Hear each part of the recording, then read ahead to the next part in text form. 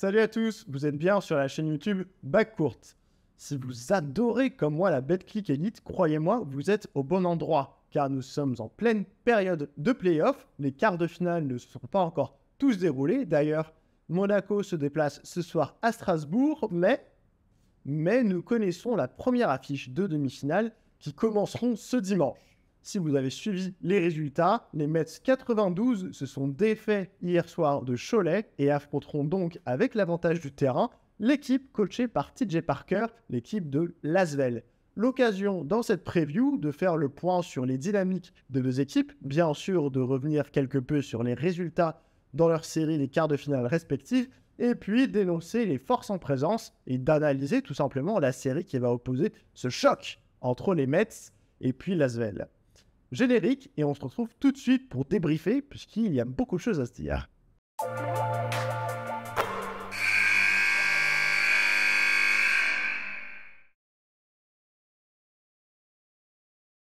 Commençons tout de suite par parler de la série qui s'est terminée le plus rapidement possible, celle de Lasvel. Les quarts de finale, je vous le rappelle, se jouent dans un format des 3 matchs. La première équipe qui gagne 2 matchs se qualifie donc pour les demi-finales. Les demi-finales, quant à elles, se déroulent au meilleur des 5 matchs. C'est-à-dire que la première équipe qui parvient à remporter 3 matchs se qualifiera donc pour les finales.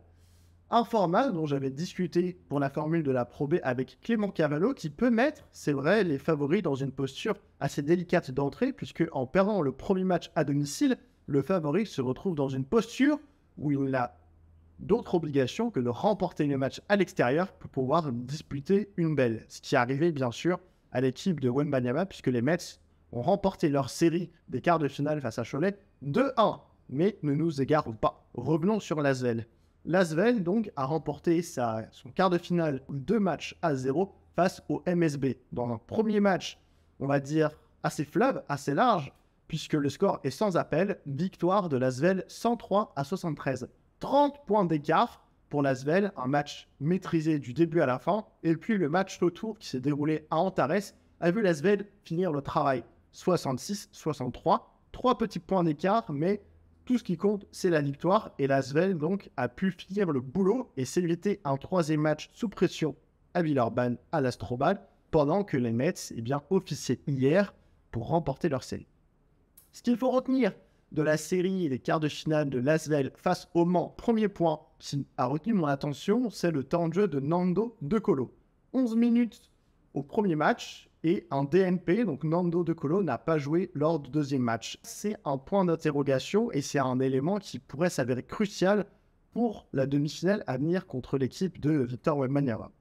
Le deuxième point qu'il faut retenir, c'est que Lasvel, globalement, s'est rassuré, il ne s'est pas fait trop de frayeur. Certes, le match retour à Antares a été gagné de seulement 3 points, mais c'est pas parce qu'on a un effectif aussi démesuré que celui de Lasvel que forcément on va rouler et gagner chaque match de 30 points. Je rappelle pour l'anecdote que l'an passé, dans les quarts de finale, Lasvel s'était clairement fait peur en gagnant sa série de play-off des quarts de finale 2 matchs à 1 face à Cholet en ayant perdu de mémoire le premier match. Cette année, Lasvel a fait le boulot 2-0 et on passe sur la suite. Pas de frayeur donc pour Lasvel. Surtout en prenant en compte effectivement que dans le premier match, Nando a très peu joué et qu'il n'a pas du tout joué lors du deuxième match. C'est d'autant plus rassurant. Troisième point, c'est Yusfal. Ah, Yusfal, l'énigmatique Yusfal. Eh bien, Yusfal, face à son ancien club, a été dominant et clinique. C'est un véritable clinique. 29 points sur les 2 matchs à 12 sur 12 au tir. 12 sur 12, forcément, on ne peut pas faire mieux, on peut difficilement faire mieux. Yusfal a dominé clairement la raquette du Mans. Avec un Yusfal à ce niveau-là, Lasvel peut envisager d'aller très loin.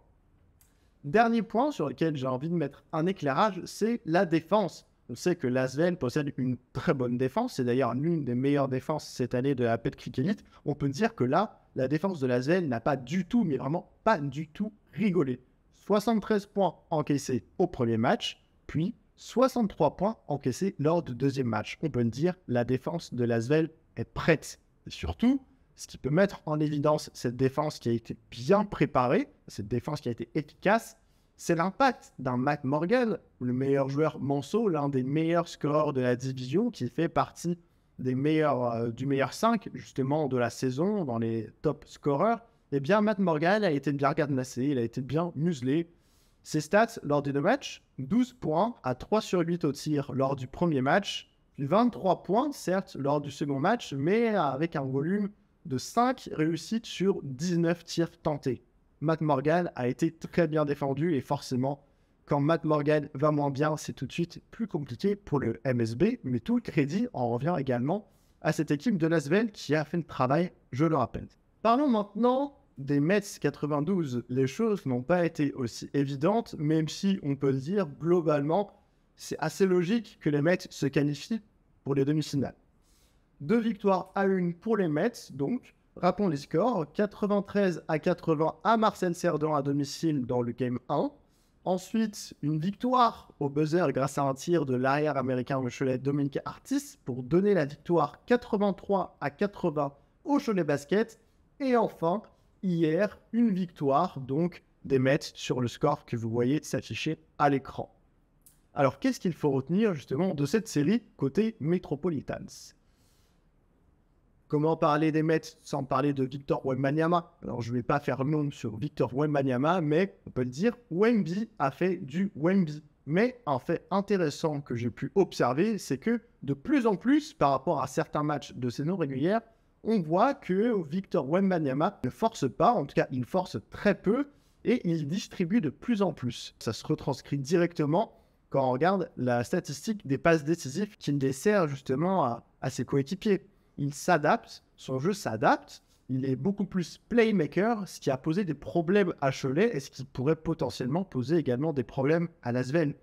On le voit, il vient, il monte, il demande la balle au poste, certes, mais aussi il demande la balle de plus en plus en tête de raquette, comme un poste 4 moderne qui va ensuite faire son rôle de second meneur et de pouvoir distribuer à gauche, à droite. Et on peut le dire, pour un grand, Victor Wembanyama a une qualité de passe assez exceptionnelle. Il a une vision de jeu vraiment assez exceptionnelle. Le deuxième point que j'avais envie de mettre en avant et que j'ai retenu, c'est que les Mets, on les connaît beaucoup pour leur attaque. C'est une équipe qui joue vite, voilà, qui a un style de jeu où ils mettent beaucoup de points, mais ils ont montré que défensivement, eh bien, ils arrivaient à hausser leur niveau de jeu. Et on sait que c'est quelque chose qui est important en play-off. On dit souvent que l'attaque fait gagner des matchs, que c'est la défense qui permet de gagner des titres. Et bien, hier, notamment, dans le match face à Cholet, on l'a vu, les Mets ont cadenassé, ils ont mis le verrou, et Cholet s'est retrouvé à marquer moins de 30 points à la mi-temps. C'est une sacrée performance magistrale des Mets 92, qui ont défendu vraiment le plomb, et qui ont empêché vraiment toute tentative d'offensive choletaise.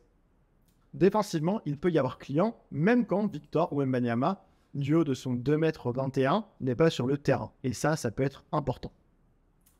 Troisième point, plutôt sous forme d'interrogation, c'est sur la fin de la saison, on annonçait que les Mets allaient être renforcés en play-off par le retour d'Hugo Besson et par le retour progressif au jeu de Aaron Henry. Eh bien, on peut dire que ça sent un peu le roussi pour ces deux-là sur les play-offs. Certes, Aaron Henry avait joué quelques minutes en fin de saison régulière, par contre, il n'a joué aucun des 3 matchs de la première série des playoffs. Alors sera-t-il en mesure d'être en tenue pour la série face à Lasvel? Rien n'est moins sûr. Et en ce qui concerne Hugo Besson, il a joué quelques minutes par-ci par-là lors des 2 premiers matchs, mais il n'a pas joué la belle face à Cholet. Alors, est-ce qu'il y a une rechute? Est-ce qu'il n'est pas encore prêt? Il faudra voir, mais en termes de rotation, on a vraiment une rotation qui est très courte du côté des Mets 92. Et face à un effectif aussi fourni que celui de Lasvel, c'est forcément quelque chose qui peut compter. Autre point que l'on peut mettre en avant, c'est, alors ça s'est d'autant plus vu lors des 2 premiers matchs de la série, c'est la petite faiblesse qu'il peut y avoir au rebond, et notamment au rebond offensif. On a vu Neil Sacco, le jeune intérieur de Cholet Basket, s'est régalé et a fait une moisson de rebonds. 13 rebonds au deuxième match, 15 rebonds, je crois, ou 13 rebonds encore hier lors de la belle. Neil Sacco s'est régalé dans ce secteur-là, malgré les domaines internes de Victor Wembanyama. Il faudra faire plus attention au contrôle du rebond, et Vincent Collet, le coach des Mets, l'a bien noté, puisque c'est ce qu'il a débriefé hier dans la victoire des siens, au micro des antennes de beIN Sport, dans le vestiaire des Mets 92. Attention au contrôle du rebond.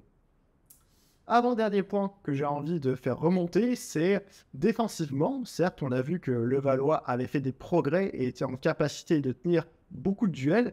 Par contre, c'est vrai que dans certaines situations, alors tout le crédit est à mettre à Boris Dalot, mais on a vu que sur des situations de post-up, parfois, eh bien, les Mets avaient un peu de mal à défendre sur ces phases de jeu-là, en 1v1, ou avec un arrière assez grand, assez polyvalent, avec une belle vision de jeu et aussi technique que Boris Dalot, il arrivait assez souvent à créer des différences, soit en lâchant la balle à TJ Campbell ou à Dominic Artis, sur une coupe backdoor de Perry Ellis notamment, ou alors pour créer des fautes. À voir, il faudra faire attention dans ce secteur-là face à Lasvel. Dernier point que j'avais envie de mettre en avant également, c'est tout simplement le jeu collectif et notamment le nombre de passes décisives assez élevé qu'a pu produire Levallois lors de ces 3 matchs. 25 passes décisives au premier match, 14 matchs décisifs au second, et puis 22 passes décisives lors du Game 3. C'est-à-dire que le partage du ballon a vraiment été très bien exécuté. Les systèmes mis en place ont permis de générer ces passes décisives, et ça, c'est quelque chose qui est assez rassurant. Le Levallois ne survit pas uniquement grâce à des actions et des éclats individuels, mais bien par ce que produit vraiment le collectif. Et c'est d'ailleurs à mettre en relation avec le premier point que j'expliquais et que j'exposais sur le playmaking, vraiment la vision de jeu, la qualité de passe de Victor Wembanyama, qui a terminé, je crois, le Game 2 ou le Game 1 avec 6 passes décisives. Pour un intérieur, c'est très important. Et c'est important notamment pour le dispositif collectif que met en place Vincent Collet. D'ailleurs, l'autre poste 5, Tashon Thomas, tourne peut-être environ 2 ou 3 passes décisives. Pour des intérieurs, c'est quand même quelque chose qui montre qu'il y a de la fluidité et surtout qu'il y a du mouvement autour des intérieurs. Et ça, c'est quelque chose de très important. On a fait le point sur les dynamiques respectives des deux équipes. Passons maintenant en revue quelles vont être les clés de la série pour ces deux équipes. Quelles sont les clés de la série pour les Mets 92? Recommençons directement avec les Mets. Premier point que j'ai envie de mettre en avant, évidemment, pour les Mets, ça va être de mettre Victor dans les meilleures conditions. On a vu qu'il s'est adapté à sa Cholet en étant plus playmaker. Il va falloir que les Mets puissent s'appuyer sur son jeu de passe, créer du mouvement autour de lui pour lui permettre de ressortir les ballons et mettre à profit les probables prises à deux. Ça, on le verra s'il y a adaptation du côté de Lasvel, mais il est possible qu'il y ait des prises à deux qui soient effectuées sur Victor. Eh bien, avec sa qualité de passe, il va falloir qu'il y ait du mouvement qui se crée autour de lui pour qu'il puisse lâcher la balle. Et on sait qu'il sait très bien le faire. Le deuxième point qu'on a pu voir, c'était la petite faiblesse face à Cholet, c'est de sécuriser le rebond défensif pour éviter que des aspirateurs à rebond comme Youssouf Afal et Alex Tayus ne fassent des moissons au rebond. Troisième point, ça va être de tenir la longueur avec si peu de rotation. Alors, c'est à la fois un point clé, mais aussi une grosse interrogation. Besson et Henry n'ont quasiment pas joué lors de la série des quarts de finale. Comment va faire Vincent Collet et les Mets sur 5 potentiels matchs avec une rotation aussi courte? On a vu lors du Game 3 que Steve Oyofat n'a quasiment pas joué. Alors, comment va pianoter Vincent Collet avec son banc? Tenir la longueur avec si peu de rotation, ça peut être un facteur X, clairement, pour Lasvel. Alors maintenant, la question à $1 million pour le Levallois, c'est, eh bien, commençons déjà par ce constat. Lasvel est une des meilleures défenses de la Betclic Elite, une équipe, Lasvel, qui concède assez peu de passes décisives. Ce qui va donc dire qu'il va falloir que les Mets trouvent des solutions, trouvent des facteurs X. On a vu que collectivement, en termes de passes décisives face à Cholet, c'était très bien. Parce qu'une équipe qui en concède aussi peu que Lasvel, il va falloir trouver des solutions, notamment également individuellement, et que tout ne repose pas sur Victor Wembanyama. On l'a vu, face au Mans, Lasvel a cadenassé Matt Morgan, ça a été dur autour pour les morceaux de trouver des solutions. Parfois, il y a quand même besoin que individuellement, 1 ou 2 joueurs soient des facteurs X et éclatent un peu offensivement. Qui va pouvoir tenir ce rôle-là à Levallois, chez les Mets? Ça aurait pu être Tremont Waters, effectivement. Malheureusement, le meneur américain n'est plus dans l'effectif. Ça aurait pu être Hugo Besson. Pas de chance. Là encore, Hugo Besson est blessé et ne joue pas. C'était vraiment des profils feu follet qui auraient permis de dynamiter vraiment la défense de Lasvel. Maintenant, je me pose la question et je vous la retourne. Qui est en capacité de tenir ce rôle à Levallois? On a vu les progrès sur la fin de saison du meneur Devante Jones. On a vu Barry Brown pouvoir mettre quelques filoches à 3 points. Maintenant, est-ce que ça va suffire et est-ce que ça peut être les hommes providentiels? On sait que Lao Konaté fera ce qu'il peut. C'est pas forcément dans ce rôle-là qu'on l'attend. Est-ce que Bilal Koulibaly, du haut de sa jeunesse et de son inexpérience, malgré tout son talent, il va pouvoir être ce facteur X? On va voir. Une chose est sûre, c'est qu'il va falloir autour de Victor Wembanyama que des joueurs step up encore plus offensivement pour pouvoir vraiment mettre à mal et exploiter autant que faire se peut les quelques faiblesses, puisqu'il n'y en a pas beaucoup, de la défense villeurbannaise. Et ça, j'imagine que ça doit être un sacré casse-tête pour Vincent Collet. Passons maintenant justement aux clés, aux questions, aux interrogations qui entourent l'équipe de Villeurbanne. Alors premièrement, côté Asvel, forcément, peut-être que toute la série, au final, va se jouer là, mais ça va être comment limiter l'impact de Victor Wembanyama. Quels sont les choix tactiques que va faire TJ Parker, et son staff? Est-ce qu'il va mettre Yves Ponce? Est-ce qu'il va mettre Charles Cahudy sur lui? On a vu lors des matchs, lors des confrontations en saison régulière, que Yves Ponce est un intérieur qui a gêné Victor Wembanyama, Charles Cahudy également. Ce sont des postes 4 assez petits, mais vraiment durs au mal, puissants sur leurs appuis et qui peuvent vraiment agresser et aller chercher Victor Wembanyama. Et on sait que parfois, dans le contact, dans la dureté, il peut avoir un peu de balle. Quel choix va faire TJ Parker? Il va falloir l'agresser, il va falloir aller le chatouiller, aller lui masser les côtes, le faire travailler, l'obliger à prendre des tirs difficiles parce qu'on sait que c'est un clinique, vraiment, quand il est sous le cercle, peut dunker à tout moment. Ce serait une bonne stratégie, en tout cas d'essayer autant que faire se peut, que l'Asvel l'oblige à prendre des one leg, des step back, des tirs à 4-5 mètres, voire à 3 points, parce qu'on sait que son adresse à 3 points est quelque peu en dessous de ses standards. Autre point, c'est quid de Youssouf Afal? Quel est le visage que l'on va avoir de Youssouf Afal? Est-ce que ça va être le visage du Fall qui prend 3 fautes en 5 minutes ou alors du Fall aussi dominant que celui qu'on a vu face au MSB? Peut-être qu'une réponse de la série et de la stratégie de la Zen va résider ici. Un Fall à 3 minutes, à 3 fautes en 5 minutes, ça va être compliqué. Ça va clairement être compliqué. Et on le sait, on l'a vu face à Cholet, dans certains matchs, eh bien, on a des intérieurs côté Levallois qui provoquent beaucoup de fautes. Bien évidemment, Victor est un intérieur sur lequel on provoque énormément de fautes. Tashon Thomas peut aussi provoquer des fautes. Alors ça peut vraiment être également un sacré casse-tête pour TJ Parker. Comment gérer les minutes de Youssouf Afal? Comment le protéger également? Puisque on aura besoin de lui au rebond, dans sa dissuasion, peut-être pour gêner aussi Victor Wembanyama. Il y a besoin d'avoir cette option. Il va falloir le protéger. Autre point, bien sûr, c'est profiter de la longueur du banc. On a vu que les rotations côté des Mets allaient être assez resserrées. On n'a pas du tout ce problème-là côté Asvel. Là, on est sur un effectif vraiment où on peut jouer avec 11 joueurs, parfois 12 joueurs. Ça veut dire qu'il va falloir mettre de l'intensité. Il va falloir être agressif offensivement et provoquer des fautes. Vu le peu de rotation, la jeunesse et l'inexpérience du banc côté Mets, il va falloir obliger Vincent Collet à sortir ses cadres pour des problèmes de faute. Il va falloir faire sortir un Lao Konaté, il va falloir faire sortir un Tashon Thomas, il va falloir les épuiser vraiment dans la longueur. Et ça peut être une stratégie qui, sur le long terme, je le rappelle qu'on joue les demi-finales au meilleur de 5 matchs, qui pourrait s'avérer payante pour le staff de TJ Parker. Maintenant, la question à $1 million pour l'Asvel, quelle est-elle? Ce n'est pas une question, mais bien 2 questions. La première, quid de Nando De Colo? Est-ce que Nando sera en état de jouer et si oui, sera-t-il au meilleur de ses capacités? L'Asvel a besoin de Nando De Colo. L'Asvel s'en est sorti face au Mans, sans leur faire injure, on sera sur un autre niveau d'adversité face aux Mets qui ont fini la saison à la 2e place. Et donc ça veut aussi dire des choses. Il va falloir que Nando soit là. C'est quand même le maître à jouer de l'Asvel qui peut faire des différences quand les choses se compliquent. C'est le meilleur créateur, le joueur avec la meilleure vision de jeu, peut-être même le meilleur passeur de cette équipe, le meilleur scoreur aussi. Donc il y a vraiment besoin d'avoir un Nando. Si l'Asvel, au-delà même des demi-finales, s'ils arrivent à se débarrasser de Levallois en finale et qu'ils retrouvent potentiellement Monaco, il va clairement y avoir besoin d'un Nando. À 100%, évidemment. L'autre question à $1 million, on n'en a pas encore parlé, mais c'est le point un petit peu tactico-technique, la bataille du coaching. Est-ce que TJ Parker va faire les bons choix tactiques? Car en face de lui, dans la bataille, eh bien, c'est en mettre en la matière. C'est quand même Vincent Collet, et même avec un effectif restreint, s'il y a bien un coach qui peut out-coacher, hormis Sergio Scariolo, bien sûr, ça peut être Vincent Collet.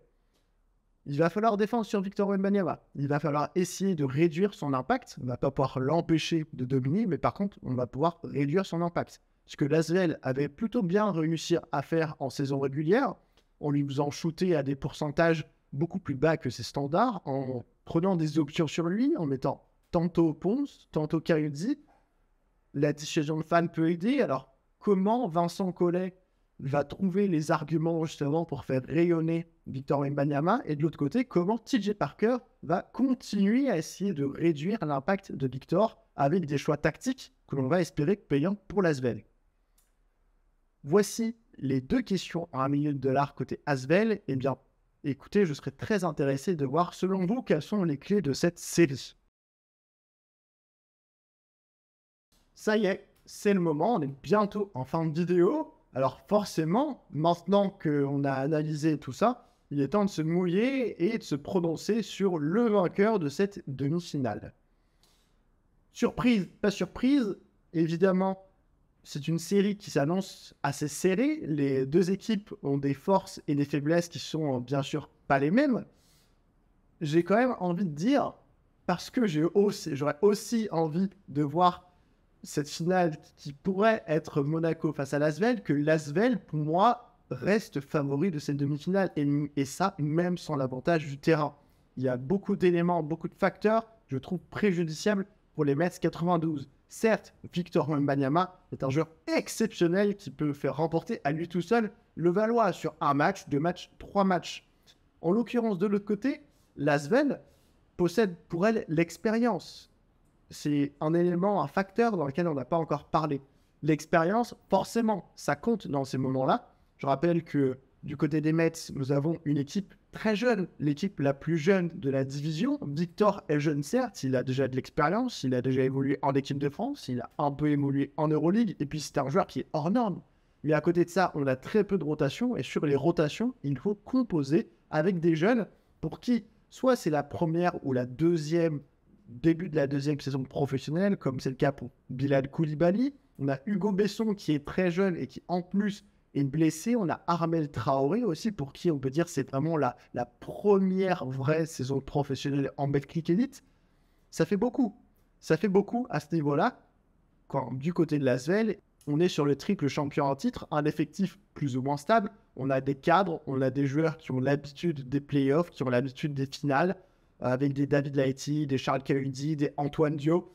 On a un staff, on a une équipe, on a tout un club qui est habitué à disputer ces moments-là. Avec le peu de rotation côté Levallois, avec toutes les capacités, toute la longueur, toute l'expérience, toutes les rotations qu'a à disposition TJ Parker, ça me semble difficile, même sur l'avantage du terrain, d'imaginer l'Asvel sortir.